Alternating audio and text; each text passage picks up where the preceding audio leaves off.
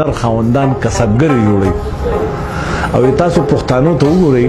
چې د پښتنو په ټولنه کې د ټولو نه هوښیار سړی چې دی نو دا جولا دی ځکه چې هغه د پنبې ګل راوشکو هغه شوي که هغه تنسته که او په کډای تېنه زمونږ بربند وجود له جامې جوړې کړې نو پښتانه وایي چې جولا ډېر زیات کم عقل دی جولا څه د کم عقلتوب کار کړی وی تاسو وګورئ چې کومو کامونو د خپل جولا قدر کړی دی نو د هغې جولاګانو یې ټیکسټایل میلونه جوړ کړه کمخاب یې جوړ کړه ټیټریکس هغه وخت کې دغه ټیټرون هغه وخت کې کپړې ټیټرون یې جوړ کړه داسې ململ یې جوړ کړه چې په یو ډبي کې امانت تان راځي او یو زموږ جولاګانو هغه کډای روانې کړه څه بل څه کار یې شروع کړه چې دا ډېر د شرم کار دی نو هغې پرېښود تاسو لوار ته وګورئ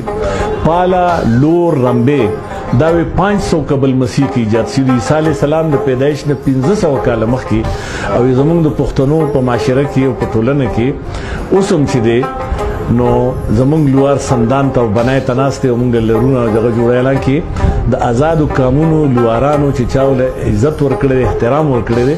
هغه ټریکټر جوړ کړي هغه جهازونه جوړ کړي هغه بسونه جوړ کړي هغه موټرې جوړ کړي او زموږ لوار اوس هم بنای تناسته او سندان تناسته تاسو ترکان ته وګورئ زموږ ترکانانو ټول عمر د وچو ګټو دیوالونه کړي خو چې دوبۍ ته لاړل نو په دوبۍ کې د هغه کام د ترکانانو نه چل زده کړه اوس موږ له بلډینګونه جوړې دلته کولال ته وګورئ داسې کولالان خپل کار پرې خود پجې پرې خود د آزادو قانون کولالانو داسې ډینر سیټ جوړ کړی چې ته پکې داسې شی واچې چې زهر پکې نه مات شي چې ته پکې خوراک واچې نو میوزیک پکې شروع شي داسې لوښي جوړ کړه او زموږ کولال وی چې کوم دی نو اوس هم منګي جوړوي او کوزې جوړوي او ګډورې جوړوي نو تاسو پښتانه چې ډېر زیات بدقسمته یې تاسو صرف دا نه چې تاسو ورته سپک ګورئ د پښتنو په معاشره کې کسبګر چې دی که نه د پښتون خو نه دی خو مسلمان هم نه دی ځکه چې رشته کولو سره هم د پښتو په وطن کې ډېر لوی ګران کار دی چې رشته سره هم نشي کولی نو مسلمان هم نه دی پښتون هم نه دی او د پښتنو په معاشره کې لوی خلک څوک دی تاسو ته پته لري لوی خلک هغه دي چې پلار نیکې په مغول باندې په سک باندې په فرنګي باندې د دې وطن حیا خرڅ کړی دا د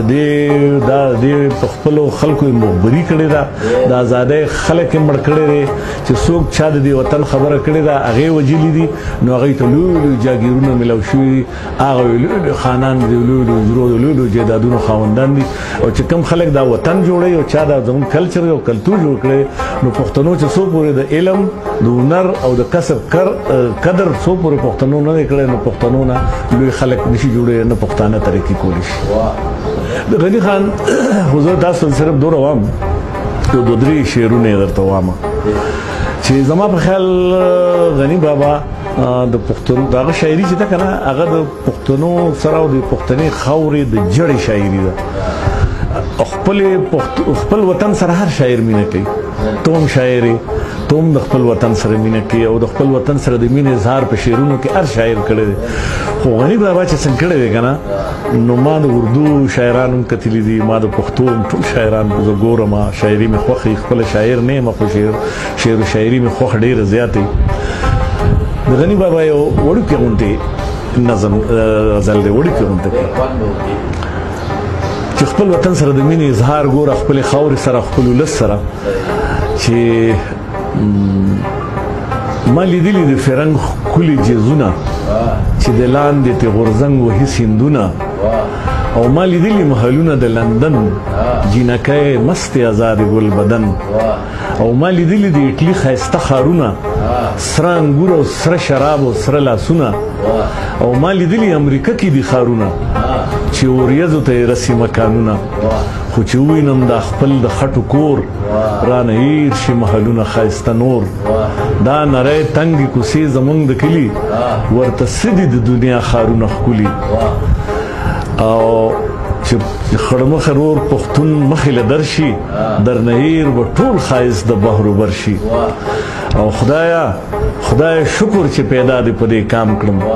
د پښتون د نر وجود دې یو اندام کړم او په والله چې د جنت به شمس تون چې کنزل پکې وانورم د پښتون